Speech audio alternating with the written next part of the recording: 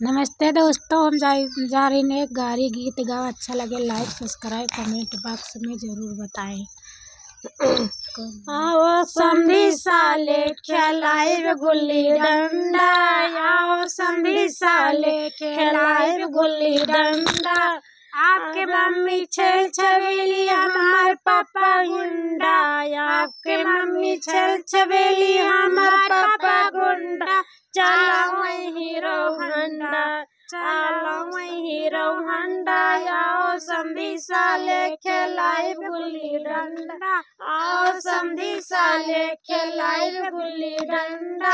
आपके चाची छेल छबेली हमार चाचा गुंडा, आपके चाची छेल छबेली हमार चाचा गुंडा। चलो हीरो हंडा, चलो हीरो हंडा, आओ समधी साले खेलाइब गुल्ली डंडा, आओ समधी साले खेलाइब गुल्ली डंडा।